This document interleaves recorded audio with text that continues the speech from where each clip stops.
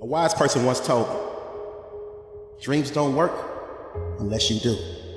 We try so hard in our lives to fit in. We try to fit into certain groups, certain frats, certain sororities, among certain friends.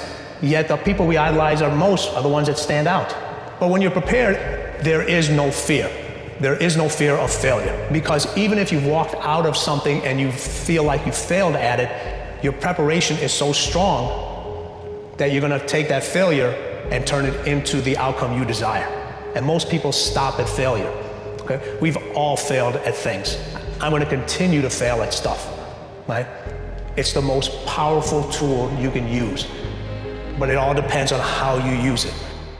What would your future be like if you decided to want that which you desire so strongly that it prepares you past your fears, that you experience the fear, as the one book says, feel the fear and do it anyway? Life is 10% what happens to you, is 90% what you do about it. No matter who you are, no matter where you are in life, you can take the lid off of your job. And if you're wondering if you still have the lid on in your life, here are some clues that's gonna let you know that the lid is still on. If you're not excited about waking up in the morning, if you're sitting around bored out of your mind, if you got time to do everything anybody asks you to do, you probably got the lid on.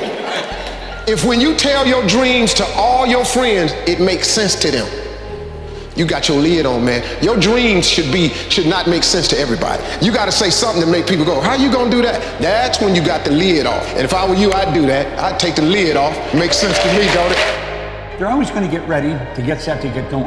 What we've gotta do is, boom, just like that, move into action. Every time you remember your dream, you're removing some dirt. You're digging it back out. The true mark of a champion is even though some dirt gets thrown on your dream, instead of letting it get buried, you keep shaking it off. You keep moving forward. You keep looking for a new opportunity. You wouldn't be having that opposition if you didn't have something great in you. If your dream wasn't alive and on track, right on schedule to come to pass, you wouldn't have so many things coming against you. That dream is still alive.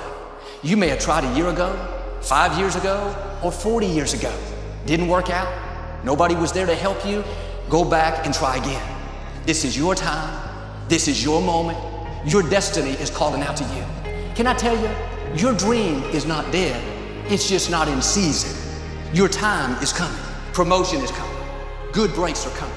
Promises you've been standing on. Dreams you've been praying about. Lack is not your destiny. Constantly struggling, barely getting by is not the end of your story. These light afflictions are for a moment. The adversity is temporary, the glory is eternal. Lord, I believe this is my year to get healthy and whole. This is my year to meet the people of my dreams. This is my year to go further in my career, to step into a new level of my destiny. This is my year to accomplish dreams, to break free from this depression. This is my year to meet the right people. This is my year to get healthy and whole. This is your year to see double. This is your year for vindication, for restoration, for new beginnings. Now get your mind going in the right direction.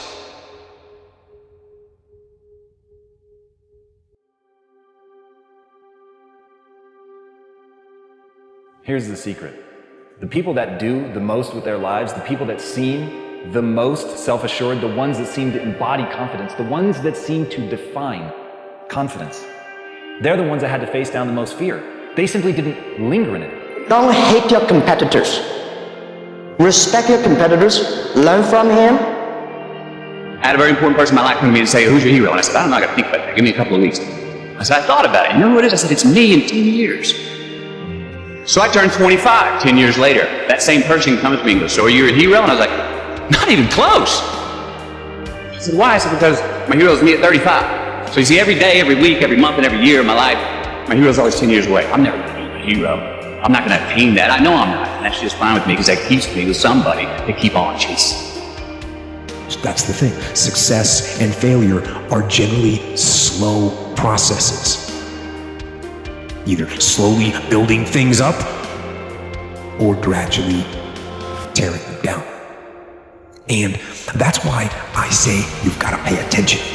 You have to watch. You have to watch every single second. Choose love. And don't ever let fear turn you against your playful heart.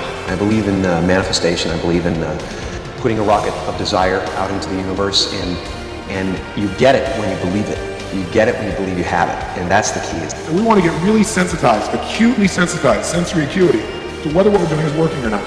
And by the way, sensory acuity is really the measure of a person's intelligence. What I mean by that is, how do we measure intelligence? Intelligence is a measure of the number and quality of distinctions you have in a given situation.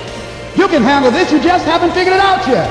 It's all right, this is your training period. This is the tuition you have to pay for what you don't know. You can do this, other people have done it. It doesn't take an Einstein. Get you some people that can teach you some stuff that you don't know. Get you some people that have done it successfully and learn from them. Take some seminars, workshops, read some books on how to manage a business. Change the way you see yourself and begin to tend to the personal details. Understand that nobody's going to take care of your business better than you. You will notice the most successful people in any field, they are usually the ones who have failed more than anybody else. You see the difference between a successful person and everyone else? It's not a lack of strength, it's not a lack of knowledge, it's a lack of will.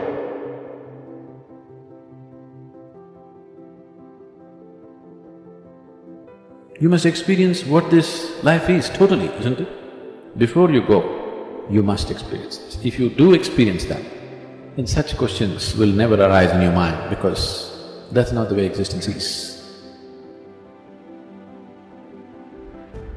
It's up to you in a world where we're taught to look outside for answers, for a job that will make us happy, for money that will make us happy. The answer is within. We already have it. We already have the answer, but will we unleash it? Will we give it? Will we own it? Will we truly reinvent ourselves to become the people that we're capable of becoming? The bow too tightly strung is easily broken, says one of the proverbs. Balance is a gorgeous thing. So be monomaniacal in your execution around your high-value targets, your HVTs, your mission plan, but also build in some rewards. And that's going to send a gorgeous message to your conscious and your subconscious mind that, hey, this daily practice of execution around my deliverables is a beautiful thing. And you create this thing called momentum. And the monk who sold his Ferrari, I went back and I saw this recently. I think there's a whole chapter on momentum. And you become like this. I love skiing. You start off small, but as you go down the slope, you pick up momentum. A lot of people say, Robin, where do I start? I want to start a new business. I want to become a better artist. I want to find the love of my life. I want to be a world-class creative. I want to multiply my financial life. Where do I start? You just start. You just start. There's great power in the start.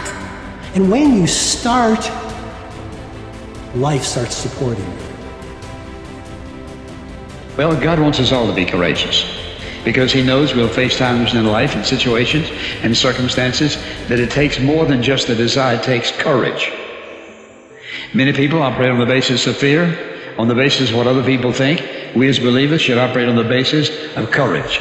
Courage to say no when we ought to say no. Courage to say yes when we should say yes. So what kind of courage do you have? Is yours sort of floating between, depending on the situation? Or do you know the difference between right and wrong for your life? And you've made up your mind.